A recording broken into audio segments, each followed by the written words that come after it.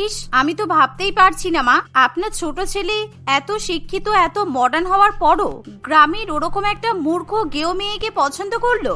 আমি তো বুঝতেই পারছি না রাজের পছন্দ এতটা খারাপ কিভাবে হতে পারে।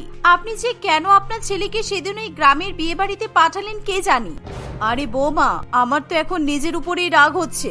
সেদিন তো আমি আমার গ্রামের আত্মীয়দের বিয়ের নিমন্ত্রণ বাড়িতে যাচ্ছিলাম, কিন্তু হঠাৎ করে রাস্তায় আমাকে একটা স্কুটি ধাক্কা মারলো। তারপর বাধ্য হয়ে আমি আমার ছোট ছেলেকে একাই বিয়ে বাড়িতে পাঠিয়ে দিলাম। আর রোজে বিয়ে বাড়িতে গিয়ে ওরকম একটা মূর্খ মেয়েকে পছন্দ করে বিয়ে করতে চাইবে সেটা আমি কি করে জানবো।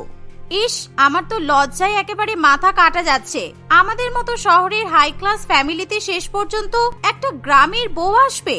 জানি না আমাদের মডার্ন ফ্যামিলিতে এসে কি করবে। গ্রামের মেয়েরা হাজার চেষ্টা করুক না কেন, মডার্ন পরিবারের সঙ্গে কিছুতেই নিজেকে মানিয়ে নিতে পারবে না, আমি আপনাকে গ্যারান্টি দিচ্ছি। ঠিক এমন সময় রাজ তার নতুন বিবাহিত বউ পাপিয়াকে নিয়ে বাড়িতে আসে। আর পাপিয়ার সাধারণ পোশাক আশাক দেখে অহনা এবং তার শাশুড়ি মা নাক মুখ সিটকাতে থাকে। ইস, পোশাক আশাকের কি ধরন! কিরে রাজ, একটা ভালো বেনারসি শাড়ি অন্তত পরিয়ে নিয়ে আসতে পারতিস তোর এই গ্রামের মূর্খ গেও বউটাকে। শেষ পর্যন্ত তাহলে তুই আমাদের মান সম্মানের বলিদান দিয়েই ছাড়লি। তোমাদের ধারণা সম্পূর্ণ ভুল মা। পাপিয়া গ্রামে থাকে, তাই তুমি পাপিয়াকে গ্রামের মেয়ে বলতে পারো। তাই বলে পাপিয়া কিন্তু মোটেই মূর্খ বা গেও নয়। আমি আমার বউয়ের অপমান কিছুতেই মেনে নিতে পারবো না। আর তোমাদের যদি আমার গ্রামের বউকে মেনে নিতে খুব আপত্তি হয়, তাহলে আমি বউকে নিয়ে অন্য কোথাও থাকতেও রাজি আছি।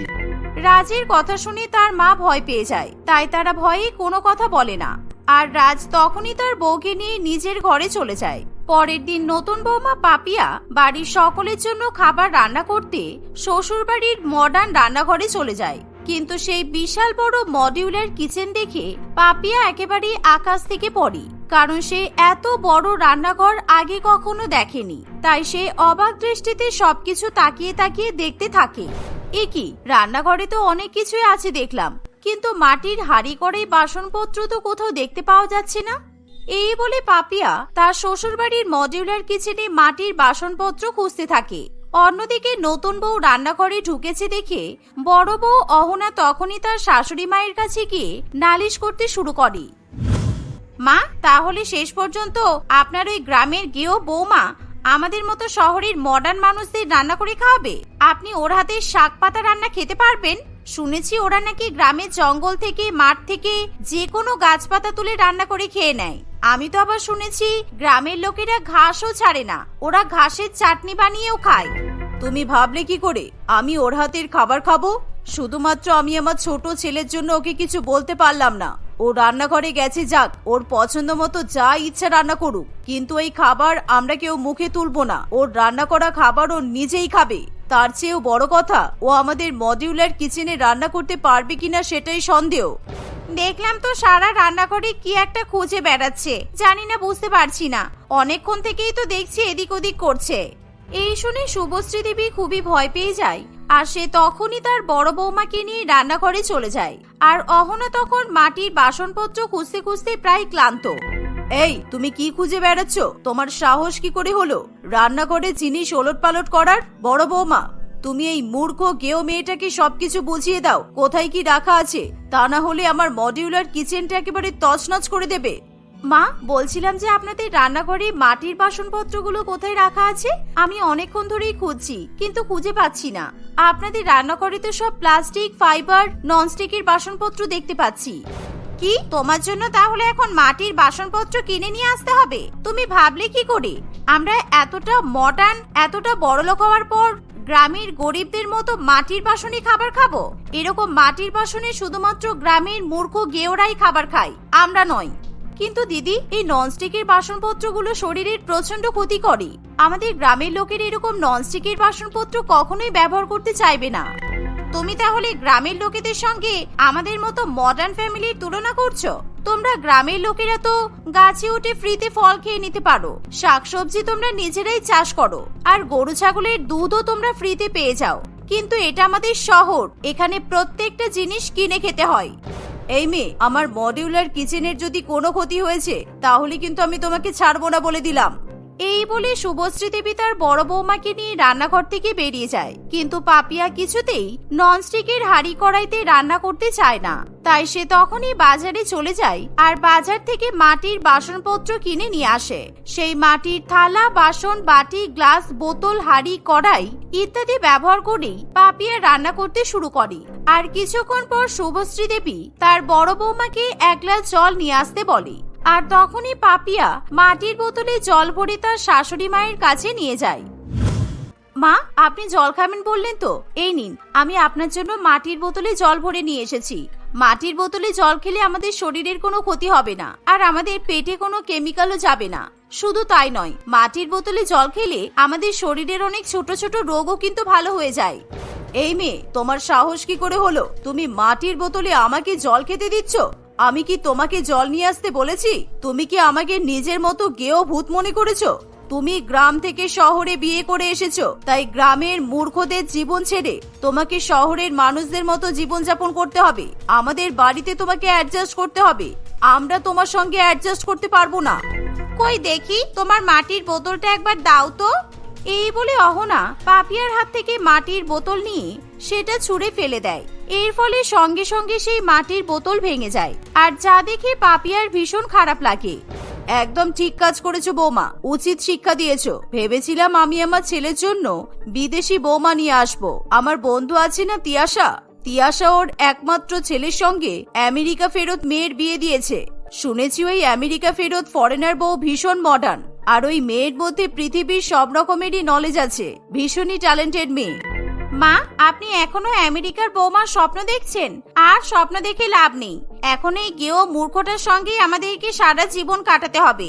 আর এই অশিক্ষিত 5 ফেল মেয়েটার কাছ থেকেই আমাদেরকে শিক্ষা নিতে হবে। তখনই সেখানে রাজ চলে আসে। শাট আপ বৌদি, পাপিয়া মূর্খ তোমাকে কে বললো? তোমরা কি পাপিয়াকে অশিক্ষিত মনে করেছো? তুমি জানো না পাপিয়া ডাবল এমএ করেছে, তাই বারে বারে আমার বউকে মূর্খ অশিক্ষিত বলে ডাকবে না। আর পাপিয়া, তুমি মন খারাপ করো না। তোমার বাটির বাসনপত্র কেউ ব্যবহার না করলেও আমি ব্যবহার করব। যারা সত্যি অশিক্ষিত তাদেরকে তুমি বোঝালে তারা ঠিক কিছু না কিছু বুঝবে, কিন্তু যারা শিক্ষিত মূর্খ তাদেরকে তুমি চাইলেও কিছু বুঝে উঠতে পারবে না। এই বলে রাজ তার বউকে সেখান থেকে নিয়ে চলে যায়। এরকম ভাবে সময় কাটতে থাকে, কিন্তু পাপিয়া এখন নিজের মতো করে মাটির বাসনপত্র ব্যবহার করে আর গ্রামের মতো খাবার রান্না করেই খায়। এভাবেই দেখতে দেখতে এক সপ্তাহ কাটে। একদিন, এই যে গ্রামের মূর্খ ভূত, আজকে আমার বান্ধবী ওর আমেরিকা ফেরত বৌমাকে নিয়ে আমাদের বাড়িতে আসছে। আর দুর্ভাগ্যবশত ওরা তোমাকে দেখার জন্য এই বাড়িতে আসবে, তাই আমি চাইলেই তোমাকে বাড়ি থেকে সরাতে পারবো না। তোমার কাছে একটা রিকোয়েস্ট, দয়া করে তুমি ওদের সামনে তোমার মুখটা বন্ধ রাখবে। শুধু মুখ বন্ধ রাখলেই চলবে না, তোমার এই মাটির বাসনপত্র রান্নাঘর থেকে সরিয়ে তোমার ঘরে আলমারির মধ্যে লুকিয়ে রাখো। খবরদার যেন ওরা এই মাটির বাসনগুলো দেখতে না পায়, তাহলে আমাদের প্রচন্ড ইনসাল্ট হবে। আর আজকে কিন্তু ওদের সামনে তোমাকে প্লাস্টিক ফাইবারের বাসনেই খাবার খেতে হবে। কি হলো, পারবে তো? তোমরা চিন্তা করো না, আমি এমন কিছু করব না যেটার জন্য তোমাদের মান সম্মান নষ্ট হবে। তোমাদের কোনো চিন্তা নেই। যাক, আমি ধন্য হয়ে গেলাম। আর এই মেয়ে, তুমি কিন্তু আজকে তোমাদের ওই গ্রামের কচু শাক, আলু ভর্তা, ইলিশ ভর্তা, তারপর আরো কি সব তুমি রান্না করো, ওগুলো খবরদার আজকে রান্না করবে না। আমার বড় বৌমা আজকে শহরে মডার্ন খাবারই রান্না করবে। শাশুড়ি মায়ের কথা শুনে পাপিয়া কোনো কথা বলে না। আর দেখতে দেখতে কিছুক্ষণের মধ্যেই তিয়াশা দেবী তার আমেরিকা ফেরত বৌমা প্রিয়াকে নিয়ে চলে আসে। বেশ কিছুক্ষণ সকলে গল্প করার পর বড় বৌমা অহনা সবাইকে প্লাস্টিকের বাসনে খাবার পরিবেশন করতে শুরু করে। আর যা দেখে প্রিয়া প্রচন্ড অবাক হয়ে বলে, ও মাই গড, তোমরা প্লাস্টিকের প্লেট ব্যবহার করো? তোমরা জানো না প্লাস্টিক, ফাইবার, ননস্টিকের জিনিসপত্র আমাদের শরীরের জন্য কতটা ক্ষতি করে? আচ্ছা অহনা, তোমার কাছ থেকে কিন্তু এরকম জিনিস আশা করা যায় না। শুনেছি তুমি খুবই শিক্ষিত, তাহলে তুমি এটুকু জানো না? না না, আমি কিছুতেই এরকম বাসনে খাবার খেতে পারবো না। সরি, তোমরা কিছু মনে করো না। আমেরিকা ফেরত বৌমার মুখে এরকম কথা শুনে শুভশ্রী দেবী এবং তার বড় বৌমা একেবারে আকাশ থেকে পড়ে। আরে বৌমা, কি আর করবে, আজকের দিনটা একটু ম্যানেজ করে নাও। এখানে তো আর আমাদের বাড়ির মতো তুমি মাটির বাসন খুঁজে পাবে না। না না মা, মাটির প্লেট ছাড়া আমি তো অন্য কোনো প্লেটে খাবার খেতেই পারবো না, কারণ মাটির প্লেটে খাবার খেলে অন্তত শান্তি পাওয়া যায় যে আমার পেটে কোনো কেমিক্যাল বা কোনো বিষাক্ত পদার্থ যাচ্ছে না। জানি না শহরের মানুষেরা কেন এখনো পর্যন্ত এত গুরুত্বপূর্ণ ব্যাপারটাকে ইগনোর করে যায়। শহরের মানুষজন ভাবে মাটির বাসনপত্র ব্যবহার করলে হয়তো তাদের স্ট্যান্ডার্ডিটি কমে যাবে, কিন্তু শহরের বোকা মানুষেরা বোঝে না মাটির জিনিসপত্র আমাদের শরীরের জন্য কতটা ভালো। অহনা কিছুতেই নিজের অপমান সহ্য করতে পারে না, তাই অহনা তখন মিথ্যা কথা বলতে শুরু করে। আরে প্রিয়া, তুমিও না তখন থেকে কত কিছু বলছো। আসলে আমাদের বাড়িতে মাটির বাসনপত্রই ব্যবহার করা হয়, আর আমরা তো মাটির বাসন, গ্লাস, এমনকি মাটির বোতলও ব্যবহার করি। আর সত্যি কথা বলতে এই খাবারগুলো আমরা মাটির হাঁড়ি কড়াইতেই রান্না করেছি, কিন্তু আমরা ভাবলাম তোমাদের যদি মাটির বাসনে খাবার খেতে দিই তোমাদের খারাপ লাগতে পারে, তাই তোমাদের জন্য প্লাস্টিকের ডিনার সেটে খাবার দেওয়া হয়েছে। ওয়াও, তোমাদের বাড়িতে তাহলে মাটির প্লেট আছে? থ্যাংক গড, আমি শুনে খুব খুশি হলাম। তোমরা অন্তত নিজেদের লাইফস্টাইল পরিবর্তন করতে পেরেছো। তাহলে তাড়াতাড়ি আমাদের জন্য মাটির প্লেট নিয়ে চলে এসো। ছোট, রান্নাঘর থেকে মাটির বাসনগুলো নিয়ে আয় তো, আর মাটির গ্লাস, বাটি, বোতল সবই নিয়ে আসবি, কেমন? এই শুনে অহনা কোনো কথা না বলে নিজের ঘরের আলমারি থেকে মাটির বাসনপত্রগুলো নিয়ে আসে। আর অহনা তখন তাদের বাড়ির অতিথিদের জন্য মাটির বাসনে খাবার পরিবেশন করে দেয়। এর ফলে প্রিয়া এবং তার শাশুড়ি মা সেই খাবার খেতে শুরু করে, কিন্তু সেই শহুরে মডার্ন খাবার প্রিয়া সেরকম ভাবে পছন্দ হয় না, কারণ প্রিয়া বরাবরই শহুরে মডার্ন খাবার অ্যাভয়েড করে চলে। এই পিৎজা, বার্গার এগুলো খেতে টেস্টি ঠিকই, কিন্তু এগুলো আমাদের স্বাস্থ্যের খুব ক্ষতি করে। এই ধরনের খাবারগুলো কিন্তু ডেলি খাওয়া উচিত নয়। আমি আমার নিজের বাড়িতে একেবারেই গ্রামীণ পদ্ধতিতে সাধারণ খাবার রান্না করি। মানে তুমি কি বলছো প্রিয়া? তোমার কথা শুনে আমার খুবই অবাক লাগছে। তুমি এত মডার্ন, তুমি আবার আমেরিকা থেকে ফিরে এসেছো, তবুও তুমি বলছো গ্রামীণ পদ্ধতিতে খাবার রান্না করে খাও। এটা কি করে সম্ভব? কারণ আমি একটা রিসার্চের জন্য কয়েক মাস গ্রামে ছিলাম। তখন গ্রামের মানুষদের রান্না করার পদ্ধতি আমার খুব পছন্দ হয়েছিল। ওরা খুবই সাধারণভাবে, স্বাস্থ্যকরভাবে মাটির হাঁড়ি কড়াইতে খাবার রান্না করে, আর সেই খাবার খেলে আমাদের আলাদা করে কোনো ডায়েট করারও প্রয়োজন পড়ে না।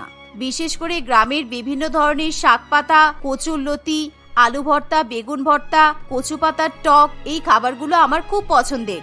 প্রিয়ার কথা শুনে অহনা এবং তার শাশুড়ি মা নিজেদের ভুল বুঝতে পারে, তাই প্রিয়া এবং তার শাশুড়ি মা নিজেদের বাড়িতে ফিরে গেলে শুভশ্রী দেবী এবং তার বড় বৌমা পাপিয়ার কাছে ক্ষমা চায়, কারণ পাপিয়া শুধুমাত্র গ্রামের মেয়ে হওয়ায় তার গুরুত্বপূর্ণ কথাতে কেউ কোনো রকম ভাবে পাত্তা দেয়নি। কিন্তু আজকে যখন একজন আমেরিকা ফেরত শিক্ষিত মেয়ে সেই একই কথা তাদেরকে বলে, তখন তারা সহজেই সেই বিষয়টা মেনে নেয়।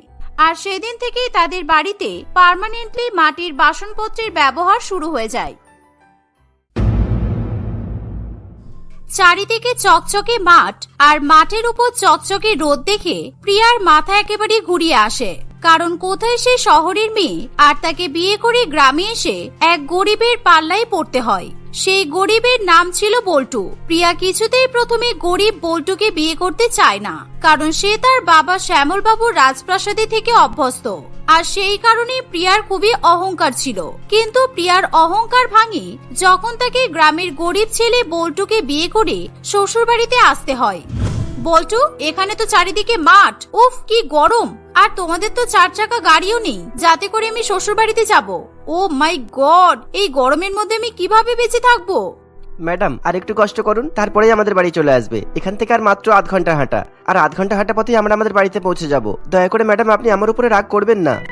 মাই ফুট, আমি আর হাঁটতে পারবো না, কারণ এরকম গ্রামের মাঠঘাটের মধ্যে দিয়ে হাঁটা যায় নাকি? ইম্পসিবল। তুমি আমাকে কোলে করে শ্বশুর বাড়িতে নিয়ে চলো, কারণ এমনিতেই আমি 2 ঘন্টা ধরে হাঁটছি। আমি আর হাঁটতে পারবো না, আমার ভীষণ গরম লাগছে। না প্রিয়া ম্যাডাম, তা কি করে হয়? এখন আমি সবার সামনে আপনাকে কিভাবে কোলে নেব? গ্রামের লোকেরা দেখলে আমাকে যা তা কথা শোনাবে। ছি ছি ছি, আমি বরং আপনার হাত ধরেই আপনাকে নিয়ে যাচ্ছি। এই বলে বল্টু গরমের মধ্যে প্রিয়ার হাত ধরে কোনো মতে প্রিয়াকে টানতে টানতে শ্বশুর বাড়িতে নিয়ে যায়। আর সেখানে গিয়ে প্রিয়া দেখে যে বল্টুর মা কমলা দেবী হাতে একটা বড় থালা নিয়ে দাঁড়িয়ে আছে। আর এই দেখে প্রিয়া আরো বেশি রেগে যায়। কি, তোমরা পাকা বাড়িতে পর্যন্ত থাকো না, আমাকে এই গরমের মধ্যে টালির চাল ফুটো কুড়ে ঘরে থাকতে হবে? ও মাই গড, বাপি তুমি আমাকে কেন এখানে বিয়ে দিলে? এখানে গরমে প্রাণ বেরিয়ে যাবে এবার আমার। বৌমা তুমি কেঁদো না, আমি বুঝতে পারছি তুমি রাজপ্রাসাদে থেকে থেকে অভ্যস্ত, কিন্তু এখন তো তোমার কাছে কিছু করার নেই। আমরা চেষ্টা করবো এই গরমে তোমার যাতে কোনো রকমের কষ্ট না হয়। এই বলে কমলা দেবী নতুন বৌমাকে বরণ করে কুড়ে ঘরে নিয়ে যায়। আর কিছুক্ষণ পর পাড়া প্রতিবেশীরা সকলেই নতুন বৌমাকে দেখবে বলে তাদের ঘরে এসে ভিড় করতে শুরু করে। একেই ছোট ঘর, আর তার উপর বেশি লোক সেখানে ভিড় করায় প্রিয়ার আরো বেশি গরম লাগতে শুরু করে। একই এত গরম, তারপর আমাকে দেখার জন্য সবাই ভিড় করে আছে। আমি কি কার্টুন নাকি যে আমাকে দেখবে বলে সবাই দাঁড়িয়ে আছেন? ছোট্ট ঘর, কোথাও থেকে কোনো হাওয়া বাতাস ঢুকছে না, তার উপর লোকজন হাসাহাসি করছে, গল্প করছে, আমার মুখের দিকে তাকিয়ে আছে। জাস্ট অসহ্য। বল্টু, তুমি এদেরকে ঘর থেকে বের করবে নাকি আমি এদেরকে মেরে তাড়াবো? বাবা কমলা, তোর বৌমার মুখে কত বড় বড় কথা! এ তো দেখছি বয়োজ্যেষ্ঠদের সম্মান করতেই জানে না। আমাদের নাকি মেরে তাড়াবে? কেন রে, আমরা গরু ছাগল নাকি? আমাদের বইয়েই গেছে বল্টুর বউকে দেখতে। এত অহংকার করা ভালো নয় বাপু। এই চল সবাই। এই বলে পাড়ার সকল মহিলা সেখান থেকে বেরিয়ে যায়। আর নতুন বউয়ের কথা শুনে বল্টু এবং তার মা ভীষণ পরিমাণে অপমানিত বোধ করে। ম্যাডাম, আপনি কাকিমাদেরকে কেন এরকম ভাবে কথা শোনাচ্ছেন? আপনি তো নতুন বিয়ে করে এই বাড়িতে এসেছেন, তাই সবাই আপনাকে দেখে আশীর্বাদ করছিল, কিন্তু দেখেছেন তো আপনি ওনাদের মনে কষ্ট দিলেন। গরমের মধ্যে তোমাদের এরকম ভাগাড়ের মতো কুড়ে ঘরে থাকতে যে আমার কষ্ট হচ্ছে তার বেলা কিছু নয়। অতই যখন তোমার সকলের প্রতি দরদ, তাহলে আমার ঘরে একটি এসি লাগিয়ে দাও না। তারপর পাড়ার কাকিমাদের ডেকে এনে আমাকে দেখাও, কোনো অসুবিধা নেই। আর শোনো, আমাকে বাথরুমটা এখন দেখিয়ে দাও, আমি ড্রেস চেঞ্জ করব, কারণ এরকম ভারী লেহেঙ্গা পরে আমি আর থাকতে পারবো না গরমের মধ্যে। হ্যাঁ বাবা, তুই একে বাথরুমের দিকটা দেখিয়ে দে। বৌমা হাত মুখ ধুয়ে আসুক, তারপর আমি বৌমাকে খেতে দেব। এই শুনে বল্টু তাড়াতাড়ি করে তার বউকে শৌচালয়ের দিকে নিয়ে যায়। সেই সময় প্রিয়া আবার বিরক্ত হয়ে ওঠে, কারণ বল্টুদের শৌচালয় ছিল ঘর থেকে অনেকটা দূরে, আর সেই শৌচালয় পাড়ার সকলেই ব্যবহার করে থাকে। এই যে ম্যাডাম, এটা হলো আমাদের শৌচালয়। এই গরমে আপনার যখন স্নান করতে ইচ্ছে হবে তখনই আপনি এই শৌচালয়ে চলে আসবেন আর স্নান করতে পারবেন, কারণ এখানে সারাদিন জল আসে। তোমাদের কি মাথা খারাপ হয়ে গেছে? তুমি জানো আমি তোমাদের কুড়ে ঘর থেকে 15 মিনিট হেঁটে এই শৌচালয়ে আসলাম, আর আমি প্রত্যেকদিন 15 মিনিট হেঁটে তারপর স্নান করতে আসবো? তুমি কি ইয়ার্কি পেয়েছো নাকি? তোমাদের বাড়িতে নিজস্ব কোনো শৌচালয় নেই? না না, মানে আমাদের কোনোদিনও আলাদা করে শৌচালয়ের দরকার পড়েনি, কারণ আমি আপনাদের সাথে শহরে থাকতাম আর মা একা গ্রামের কুড়ে ঘরে থাকতো, সেই জন্যই মা এইসব জলই ব্যবহার করতো। আমি তো কোনোদিনও ভাবতে পারিনি যে আপনার বাবা মানে স্যার আমার সাথে আপনার বিয়ে দেবেন। চাকর কোথাকার, বেহায়া আর নির্লজ্জ ছেলে। এই বলে প্রিয়া শৌচালয়ে দরজা খুলে ঢুকতে যাবে, আর শৌচালয়ে ঢোকা মাত্রই প্রিয়া বিমলকে দেখতে পায়। এই দেখে প্রিয়া চেঁচামেচি করতে করতে শৌচালয়ের বাইরে বেরিয়ে আসে। ও বাবা গো, একেবারে অশিক্ষিত ডিসগাস্টিং লোকজন বাথরুমে ঢুকে পটি করছে, কিন্তু দরজা বন্ধ করেনি। এটা একমাত্র অশিক্ষিত গ্রামের লোকেদের পক্ষেই সম্ভব। ছি ছি ছি ছি, কি বাজে গন্ধ, কোনো লজ্জা শরম কিচ্ছু নেই। সেই সময় বিমল শৌচালয় থেকে বাইরে বেরিয়ে এসে বলে, আরে নতুন বৌমা যে, কিন্তু তুমি ভুলে ওই শৌচালয়ে ঢুকো না, কারণ আমি এসে দেখেছি শৌচালয়ের দরজা ছিটকিনি ভেঙে গেছে, আর আমার খুব জোরে চাপ এসেছিল, তাই আমি আর চেপে থাকতে পারিনি, বসে পড়েছি পেট হালকা করতে। বুঝতেই তো পারছো, গরমকাল, একটু কষ্ট আসা খেলেই শরীর খারাপ হয়, আর তোমাদের বিয়েতে যা সব ভালো মন্দ খাবার খেয়েছি, সেই খাওয়ার পর থেকে আমার পেটটা কেমন যেন খারাপ হয়ে গেছে, সেই জন্যই আর কি। উফ বিমল কাকা, তুমি পারো সত্যি। যখন দরজার ছিটকিনি ভেঙেই গেছে, তাহলে পাড়ার মহিলারা স্নান করবে কি করে? সেই তো প্রলয়দের পুকুরে স্নান করতে যেতে হবে। এসব কথা শুনতে শুনতে গরমে প্রিয়ার মাথা একেবারে ঘুরে যায়, আর সে মাথায় হাত দিয়ে সেখানেই মাটিতে বসে পড়ে। সেই সাথে প্রিয়া কান্নাকাটিও করতে শুরু করে, কারণ গ্রামের মধ্যে শৌচালয়ে সারাদিন জল পড়লেও শৌচালয়ের দরজার লকটা ভাঙা ছিল, তাই ঠিকঠাক ভাবে দরজা লাগানো সম্ভব হয় না। তার উপরে এখন প্রিয়াকে কুড়ে ঘরে থাকতে হবে, আর স্নান করার জন্য তাকে পুকুরেও যেতে হবে। এসব ভেবেই প্রিয়া আরো বেশি পরিমাণে কষ্ট পায়। কিন্তু বিয়ের আগে এতদিন ধরে প্রিয়া রাজপ্রাসাদের মতো বাড়িতে থেকে এসেছে, আর নিজে একা ঘরে সারাদিন এসি চালিয়ে ঘুমিয়েছে। মা, আজকে ভীষণ গরম পড়েছে, তুমি আমার বাথটাবে বেশি করে বরফ মিশিয়ে দাও। আমি আজকে বরফ জল দিয়ে স্নান করব, তাহলে যদি গরমটা একটু কম লাগে। আর সারাদিন বাড়িতে সেন্ট্রাল এসি চালিয়ে রাখবে, ঠিক আছে? যাতে আমার গায়ে গরম একদম টাচ পর্যন্ত করতে না পারি, ওকে? হ্যাঁ রে, রাজপ্রাসাদের রাজকুমারী, তোর জন্য আমি সব করে দিচ্ছি। এখন বাবার বাড়িতে আছিস বলে গরম বুঝতে পারছিস না, এত আরাম পাচ্ছিস। যখন বিয়ে হবে তখন কি করবি তুই? কেন? আমার যদি বিয়ে হয় তাহলে এরকম রাজপ্রাসাদের রাজকুমারীর সঙ্গে বিয়ে দেবে, আর বিয়ের পর আমি সারাদিন এসিতে শুয়ে থাকবো, আর সেই সাথে ডিটক্স ড্রিঙ্ক খাবো। এই বলে প্রিয়া তাড়াতাড়ি করে বাথরুমে ঢুকে বাথটাবের মধ্যে বরফ জলে স্নান করে আর বাইরে বেরিয়ে এসি অন করে দেয়। এভাবে সারাক্ষণ প্রিয়া এসিতেই থাকে। সেই সাথে গরমের মধ্যে নানান রকমের ফল খায় আর চারিদিকে ছোট ছোট জামা পরে ঘুরে বেড়ায়। তার টাকার অহংকারে একদমই মাটিতে পা পড়ে না আর মানুষকে মানুষ বলেও সে গণ্য করে না। আর তাদের বাড়িতেই এক চাকর ছিল যার নাম হলো বল্টু। এই বল্টু, আজকে আমি আমার বন্ধুদের সঙ্গে শপিং করতে যাব, তাই তুমিও আমার সঙ্গে যাবে। আমি যখন গাড়ি থেকে রাস্তায় নামবো তখন তুমি আমার মাথায় ছাতা ধরে শপিং মল পর্যন্ত নিয়ে যাবে, ঠিক আছে? আমার গায়ে যেন একটু রোদ না লাগে, কারণ কদিন পর আমার বিয়ে। আমি চাই না আমার গায়ে ট্যান পড়ে যাক। আচ্ছা ম্যাডাম, ঠিক আছে। আসলে প্রিয়ার এক বড়লোক পরিবারের সঙ্গে বিয়ে ঠিক হয়, তাই সে নিজের বিয়ে নিয়ে প্রচন্ড পরিমাণে উৎসাহিত থাকে। সব সময় শপিং করার জন্য প্রিয়া বল্টুকে দিয়ে নিজের মাথায় ছাতা ধরায়। আর এভাবেই দেখতে দেখতে বিয়ের সময়ও চলে আসে। কিন্তু বিয়ের সময় প্রিয়া এবং তার পরিবার জানতে পারে যে ছেলের সঙ্গে প্রিয়ার বিয়ে ঠিক হয়েছে সেই ছেলে অন্য একটি মেয়ের সঙ্গে পালিয়ে গেছে। এর ফলে সেই ছেলে কিছুতেই বিয়ের মণ্ডপে এসে উপস্থিত হতে পারে না। এমন অবস্থাতে প্রিয়ার বাবা শ্যামল বাবু জেদ ধরে বসে সেই মণ্ডপেই আজকে প্রিয়ার বিয়ে দেবে। আর চোখের সামনে সে একমাত্র বল্টুকেই দেখতে পায়, তাই শ্যামল বাবু বল্টুর সঙ্গে প্রিয়ার বিয়ে দিয়ে দেয়। বাবা, তুমি নিজের সম্মান রক্ষা করার জন্য শেষ পর্যন্ত আমাকে এরকম একটা পাতকুয়োতে ধাক্কা মেরে ফেলে দিলে। একবারও ভাবলে না আমি কিভাবে বেঁচে থাকবো? আমি গরিব ছেলের সঙ্গে ওই ধ্যারধারে গোবিন্দপুর গ্রামে কিছুতেই সংসার করতে যেতে পারবো না। তুমি ওকে বলো ও যেন এই বাড়িতেই ঘর জামাই থাকে। আমি আমাদের রাজপ্রাসাদ ছেড়ে কোথাও যাব না। দেখ মা, আমি বুঝতে পারছি, কিন্তু আমার কাছে আর কিছু করার ছিল না, কেননা সবাই আমার উপর হাসাহাসি করছিল। আর প্রথম সবে মাত্র বিয়ে করেছিস, এখন জামাইকে কি ঘর জামাই রেখে দেবো? তাহলে আমি আবার হাসির পাত্র হব। তাই তুই কিছুদিনের জন্য ওখানে গিয়ে সংসার কর, তারপর আবার এখানে ফিরে আসিস। এই বলে শ্যামল বাবু নিজের মেয়েকে বল্টুর সঙ্গে গ্রামের শ্বশুর বাড়িতে পাঠিয়ে দেয়। আর প্রিয়া যখন এসব কথাগুলো মনে পড়ে তখন তার বল্টুর মুখের দিকে তাকিয়ে আরো বেশি পরিমাণে রাগে গা জ্বালা করে। বাথরুম থেকে বেরিয়ে এসে স্নান করার জন্য প্রিয়াকে আবার বল্টুর সঙ্গে আধ ঘন্টা হেঁটে পুকুরে যেতে হয়। আর কোনো মতে সে পুকুরের গরম জলে গা হাত পা পুড়িয়ে স্নান করে উঠে আসে। ইস, মেয়েটা এই গরমের মধ্যে বাইরে স্নান করতে গিয়ে একেবারে কালো হয়ে ফিরে এসেছে। তুমি চিন্তা করো না মা, আগে কিছু খেয়ে নাও, তারপর আমি ভালো করে তোমার মুখে মুলতানি মাটি লাগিয়ে দেব। দেখবে এই কালো ভাবটা তাহলে উঠে যাবে। আমার সাথে একদম আদিক্ষেতা করবেন না, আমার ভীষণ খিদে পেয়েছে, আমাকে খেতে দিন। কমলা মাটিতে ভালো করে ভাত এবং টকের ডাল আর তার সাথে আলু ভাজা পরিবেশন করে দেয়। কিন্তু সেই খাবার দেখে প্রিয়া তার শ্বশুরবাড়ির লোকেদের উপর প্রচন্ড পরিমাণে রেগে যায়। আমি এসব খাবার ছুঁয়ে পর্যন্ত দেখবো না, কারণ আমাদের বাড়িতে আপনার ছেলে মানে আমাদের চাকর এসব খাবার খেত। আর গরমকাল পড়লে আমি শুধুমাত্র দামি দামি ফল, মিষ্টি আর জুস খাই, তাই আমাকে ওই খাবারগুলোই এনে দিন, আমি এসব খাবো না।